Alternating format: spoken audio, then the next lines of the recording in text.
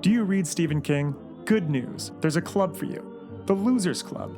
Every Friday, us losers journey through the never-ending wastelands of King's Dominion. We sink our teeth into each of King's novels, dive deep into the lore, and review every adaptation. Even better, we're always having guests over. Thomas Jane, Will Wheaton, Mary Lambert, Mick Garris, the list goes on. So what are you waiting for? Join us as we read on through long days and pleasant nights.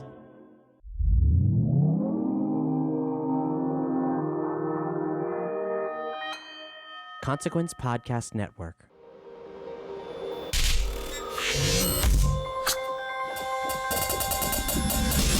Welcome to another edition of Kyle Meredith with... It's an interview series presented by WFPK Independent Louisville at WFPK.org, Consequence of Sound, and the Consequence Podcast Network. If you're already a subscriber, thanks for subscribing. If you're not, now's the time to hit that subscribe button. We put out interviews every Monday, Wednesday, and Friday, wherever you get your favorite podcasts from, as well as its premiere on Consequence of Sound. Of course, you can also subscribe on iTunes and Apple Podcasts, on Spotify, on YouTube, or anywhere you get your favorite podcast from. And if you're already a subscriber, take that moment to get the series rating, leave a review, do the whole thing. You know the drill. I'm Kyle Meredith. Today, my guest is Craig Finn of the Hold Steady.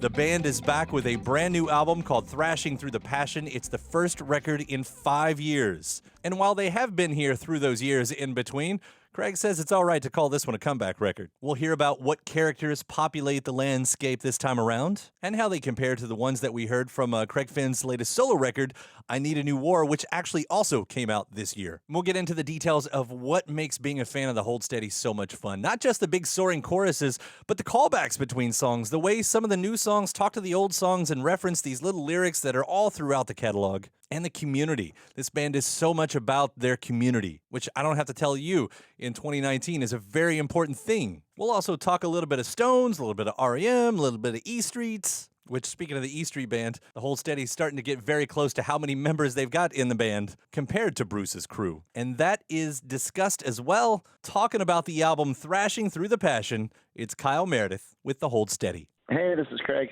Congratulations on Thrashing Thru the Passion. The Hold Steady's not exactly been gone, but does this feel like the comeback record that it's being painted to be? Well, it's been 5 years, which in Hold Steady world is a lot. It's a long time.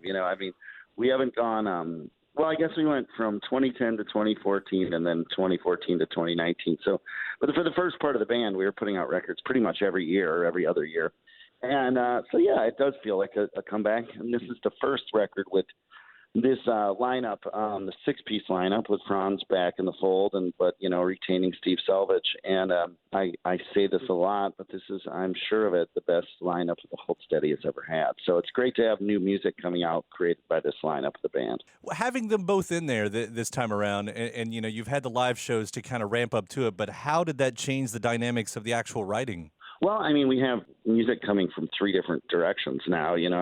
For this record, Steve, I generally write the lyrics, and the music is generated by one of the other writers. And, usually one of the other guys, Tad or Franz or Steve, gives me parts of a song, and I kind of put some words around, and then we kind of get together and collaborate on it. But so, we have a third person who's coming up with stuff, so that that increases the amount of material. And I think some of the story of this lineup of this band is Steve and Franz very adeptly and awesomely figuring out, how they both fit in the band and how they can play off each other. They stand next to each other on stage, so there's sort of this great stage right vibe happening. And it took a little work, I'm sure, for each of them to sort of give each other space and, find the right parts. But I think that's been a huge story about this lineup of the band. You're getting to those E Street numbers at this point, getting closer to that anyway. So. Yeah, we're like one away from being a big band.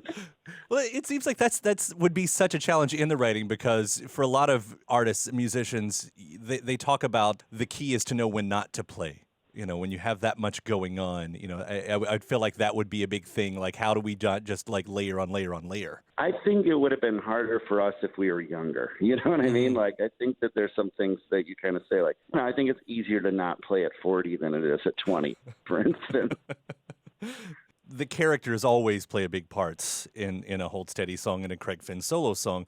Who are these characters? Well, they're people doing their things in as Hold Steady always is. I mean, these are all new characters that I've kind of come up with, and because we recorded this in fits and starts. We were kind of recording 5 songs at a time and putting out music along the way digitally. And so this isn't like I don't think there's an overarching narrative to the record as there have been with some, most notably Separation Sunday. So they're more vignettes, but I think these characters are the same people that have always populated Hold Steady songs. People making bad decisions and following those bad decisions belligerently to their logical conclusions. But there are some similarities and some through lines even to the older stuff. I mean, it kicks off with the song Denver Haircut, which is Denver's come up with a lot of Hold Steady songs before, and I think Blackout Sam is the only character that's referenced in the title. But yeah, I'm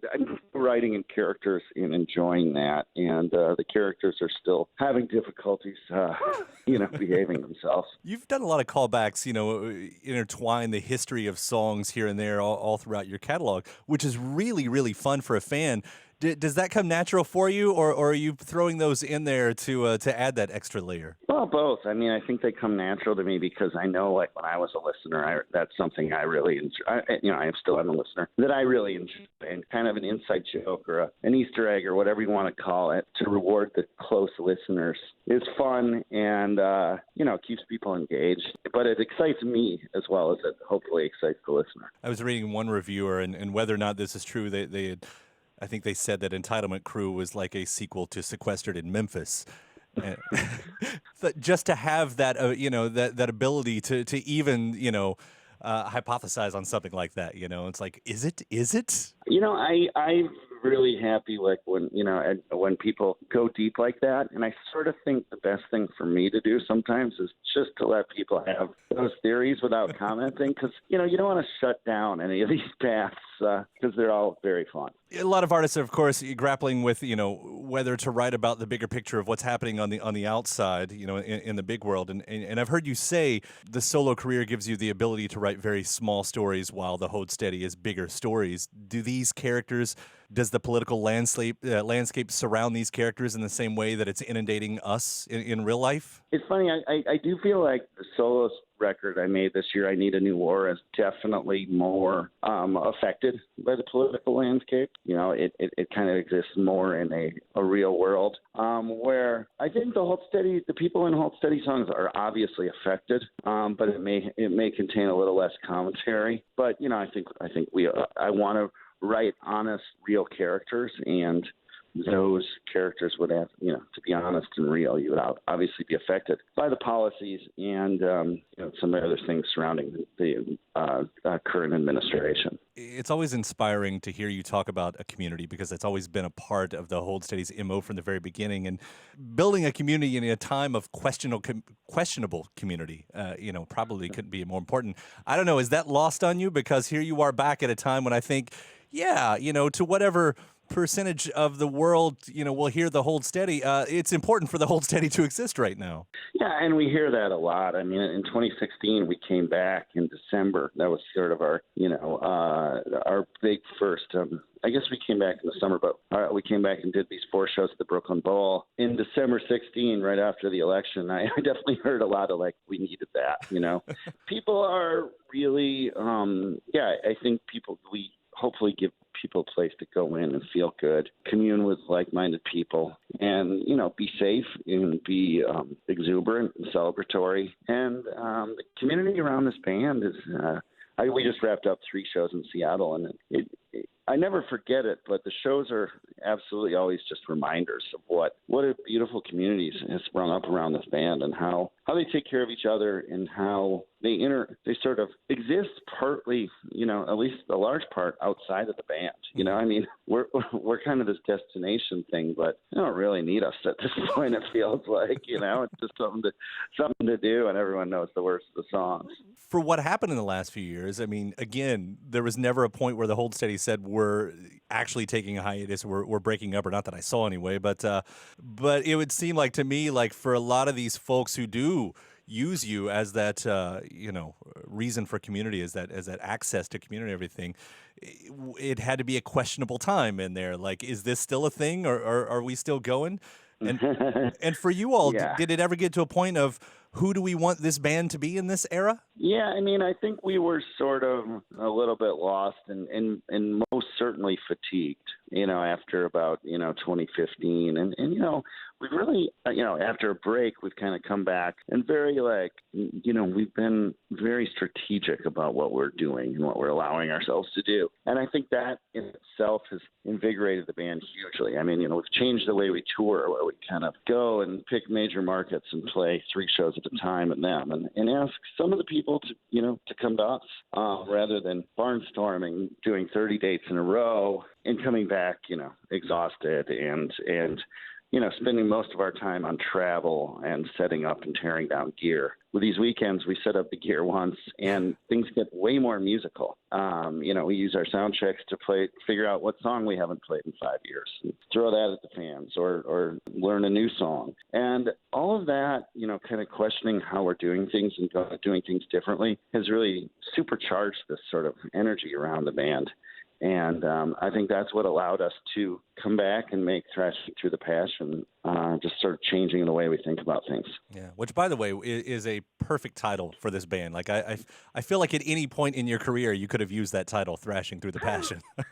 Yeah, I saw it. It was a lyric to the song "You Did Good, Kid," and I was like, "Oh, I think that's it." Right. I think that's the one. You talk about being a rock fan and everything, and you're kind of like a rock historian, to some kind of degree. Like, you know what bands go through. You know the highs and lows, the peaks and valleys, and what a middle period looks like for a band. Had you done your own comparisons as to figure out how to navigate the next chapter? It feels uncharted after album 5. You really can't look at rock and roll history and say I definitely love that 7th album. So your 3rd, you can be like, oh, I want it to be like this or that. But the 7th, you're kind of dealing in strange waters. So there wasn't an obvious parallel, but I think you do really start to admire the bands that did a lot, that stuck around a long time. You can say I've always loved REM, but in 2019 I look at REM just as like the greatest. I mean, wow, look at what they did. They just created this massive catalog of music. They always changed, and they never got bad, and it was always cool. And they also did what they wanted, and it was artistically crushed. So, there's appreciation for that kind of thing in the rock and roll annals that only increases with age. There was another reviewer, I think, that you talking about the bands that had been around long. You referenced the Rolling Stones a few times, I think, in this record, at least a couple. And they said this record, I forget which Stones record they were comparing it to, but it was sort of a comeback record for the Stones. And they said, oh, that makes sense, because this is that record for them, whether it was Exile or something like that. But it was Some Girls. That's it. Some Girls. You're right. Yeah. And funny enough, we saw the Stones the other night in Seattle, and that's another thing. You're like, wow. Look at this, 50 years or however many years, and it was still a great show. Well, again, having a band like the Hold Steady, like REM, like the Stones, where you can kind of hold on to that throughout the years. I mean, it is important, and I thank you guys for sticking through it because this record is so damn fun, and to have a fun record in what seems like serious times, even if these characters aren't having a fun time themselves, that's important. Well, they suffer, so we don't have to. Appreciate that. Well, Craig, thank you so much again for the talk today. Congratulations on Thrashing Thru the Passion, and I look forward to seeing one of these shows again. I haven't seen you guys in a bit. Well, I hope you'll get that chance soon. So I appreciate it, Kyle, and we'll see you soon. All right, man. Take care. See ya. Big thanks, Craig Finn, the Hold Steady. The new record is called Thrashing Thru the Passion, and as a bonus, Craig's new solo record called I Need a New War. Now, a little bonus interview here. We talked about it being 5 years since the Hold Steady had released a record. That one that came out 5 years ago in 2014 was called Teeth Dreams, and it was then that I caught up with Craig and Tad that time around. Let's talk about that album's harder rocking sound, Tennessee roots, and also how one of Craig's solo records influenced that particular LP. Well, bonus interview, part 2 of Kyle Meredith with the Hold Steady. Hey, how are you? I'm great. It's good to see you, especially with a new record. We're excited. Yeah, it's Teeth Dreams, because I keep getting it backwards. Dream. Dream Teeth? Yeah. I feel like Dream Police, Yeah. but different.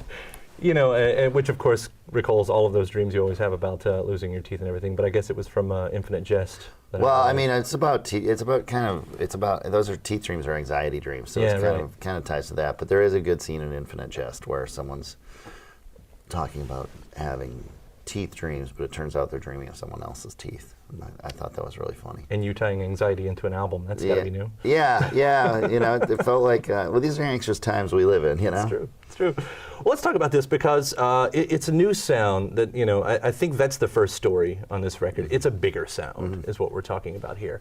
Like, it was finally time, from what it looks like on the outside, for you guys to graduate from being the bar band that everyone has always said you were to something bigger. I mean, is that fair? I think so. Yeah. So, I mean, when you go into this, though, do you know that you're doing that? Do you say, it's time to write the bigger record, it's time to do this, or do you just kind of notice it as it's going along? No, I don't, it's not, there isn't anything that's that real deliberate about it. It's a progression that I think just happens. Yeah.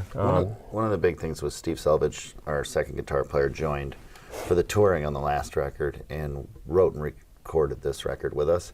So I think that had a pretty big impact on making things bigger, you know, two big guitars. And it's a really guitar-focused record, I think. Yeah. I mean, so when you guys are writing like that, though, I mean, not knowing that you're going to be going in like that, though, it would say, like, because if you did, you have to think, oh, if I'm going to do something else, I have to rewrite, I have to change how I write altogether, basically.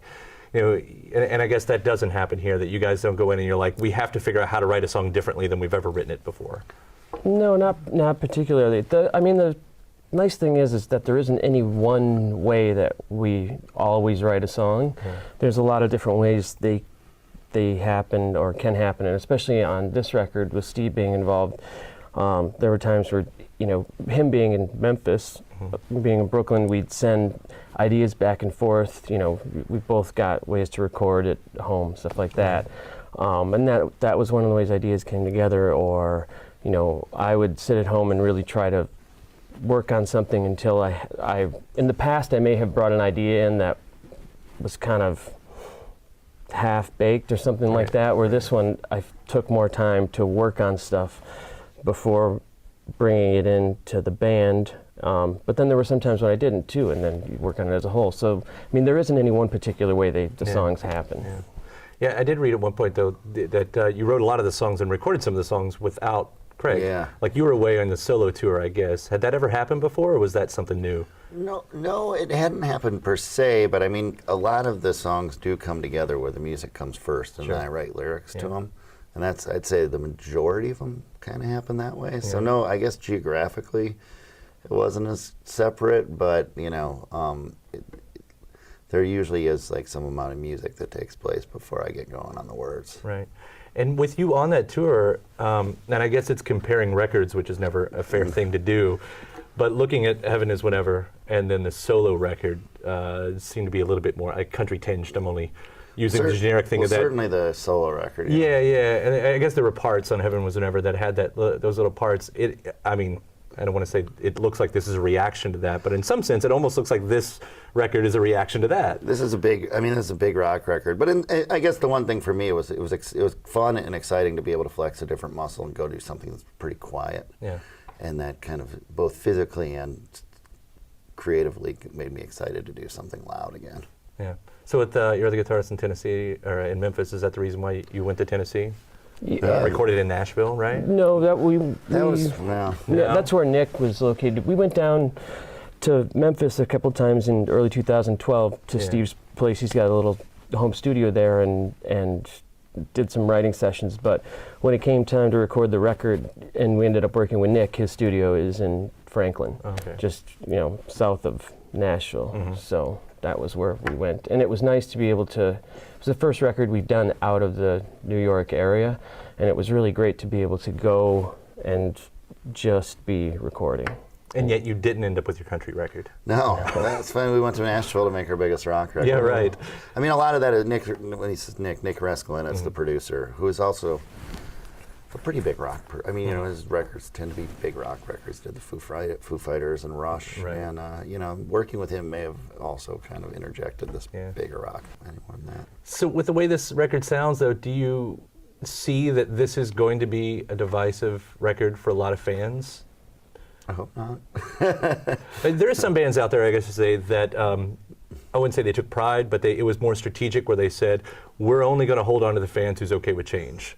Because there are always fans who hold on to one album and groan and everything. I mean, you guys have a very specifically cool fan base who are very passionate about you guys. Like, I think it, given from, you know, Stay Positive to Heaven Was Never to this record, or even, you know, from the first one to this one, it doesn't seem like a massive, you know, 180-degree change in what we were doing at all. It just seems pretty natural. So I don't know that it sounds, you know, radically different. I just think it's a bigger record was a part of the evolution. Right. And I should say, I've only heard 2 songs at this point. Yeah. Well, and they're a really killer big 2 songs, by the way. So we have plenty of room to grow. Sure. You know what I mean? Like, Sure. like we do have a great fan base, but there's plenty of room for other people to come aboard. Are you purposely doing anything new with your vocals? It seems like there's more actual singing. Like, there might have been more singing, and there might have been more like, you know, stuff. Nick may have treated him more. Yeah. But I think there's probably more singing and less talking. Yeah. Yeah. So that's going to be one of the things somebody's going to say. I feel like someone's going to say it. Ain't me saying it. Yeah, right. Someone's gonna I'm just planting I the missed seed. the talking. Yeah, but see, I think there are a lot of good kind of classic Craig Finn moments, like songs like On With the Business, something like that. And Nick, you know, a lot of times in the studio, whoever we were working with, because Craig is so sibilant, you know, and they would have to really treat his vocals to get it to not sound like that, where Nick kept a lot of that in and said, I don't want to lose that, because that's what makes Craig Craig. That's the whole study right there. Yeah, and it was surprising at first, but I think it sounded, so it was kind of the opposite. It was almost less treated. Right. It's interesting. There's also a quote that's, of course, been circulating at this point that has freaked out fans, and that's talking about how, I think it was you that said there was a point where you thought that might have been the last record. Heaven Forever might have been the last record, right? Well, it was one of those things where it took us kind of a long time to get going. You know, we had so much momentum that I think was really carrying us through Heaven Is Whenever, and I don't think we realized how much of that momentum was a part of what we were doing. And then when you take a break, that's when you realize, like, oh my God, you know, it was harder to kind of get that momentum back with the creative process, because you kind of have to get yourself, you know, mentally prepared for that. It's like running a marathon. You wouldn't just, you know, throw on your shoes and go out and hit a marathon. You kind of have to get yourself in shape to do that. Looking back, in fact, it seems like maybe in your songwriting, the way you would approach it, you all come from these backgrounds. You all come from almost rock critic backgrounds. In fact, you were kind of a rock critic, you know, at some point. I think there's a lot of that. If you know rock and roll well, it almost would seem scary to write certain songs.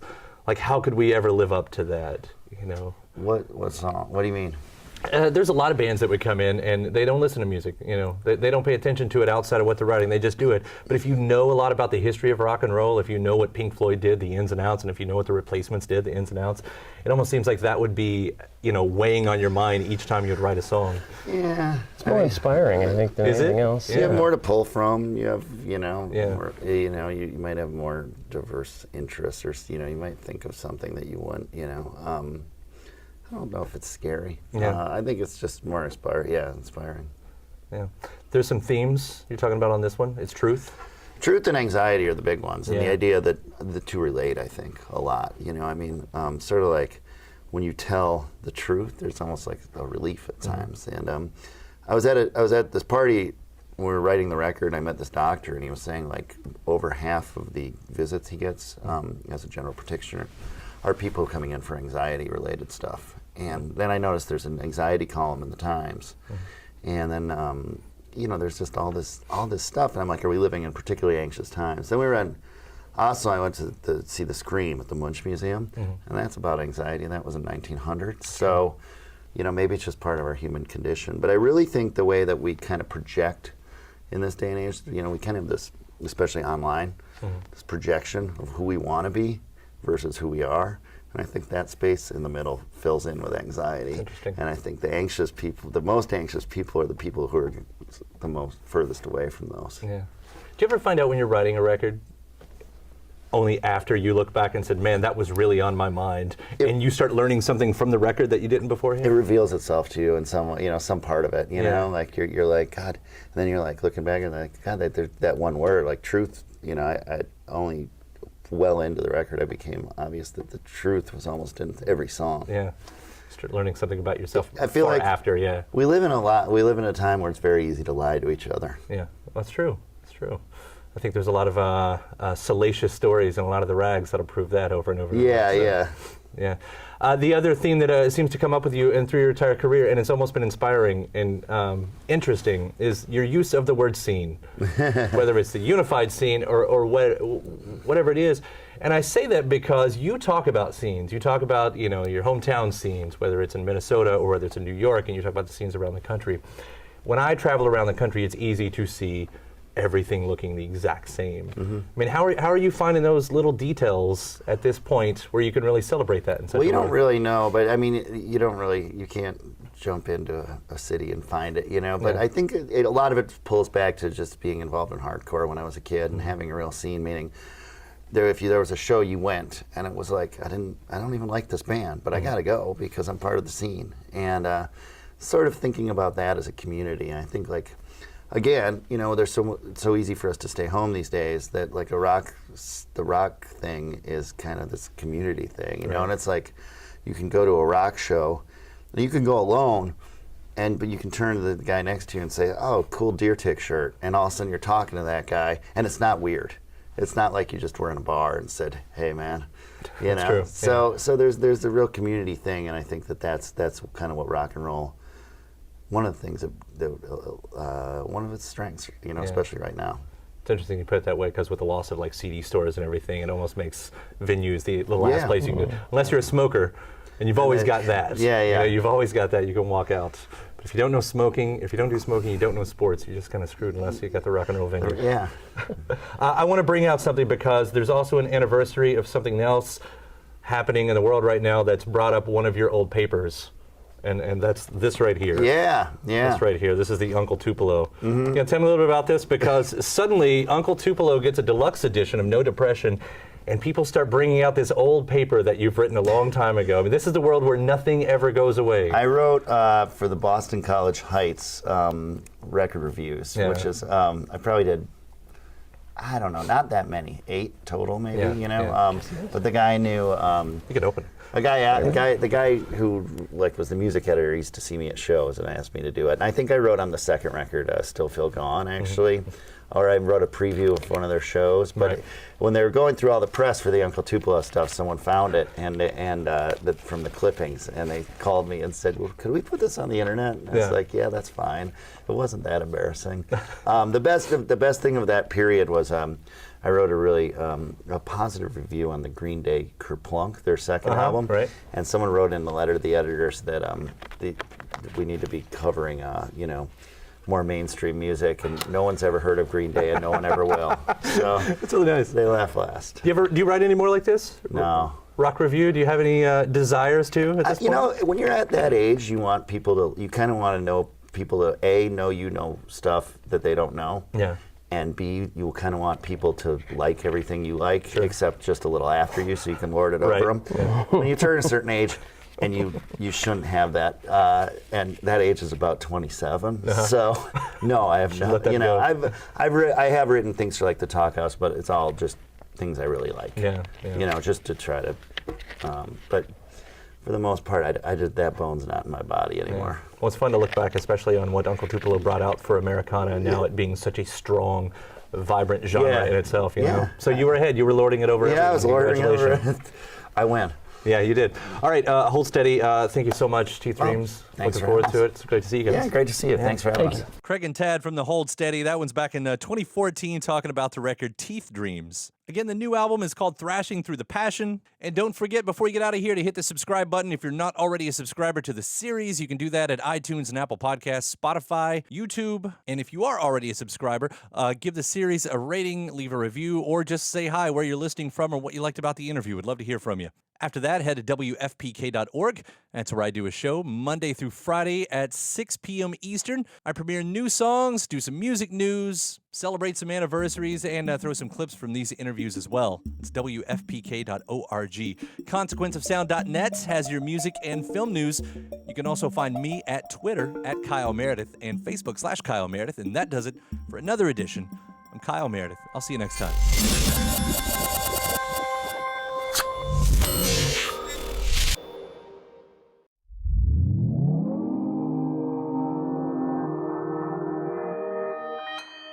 Consequence Podcast Network.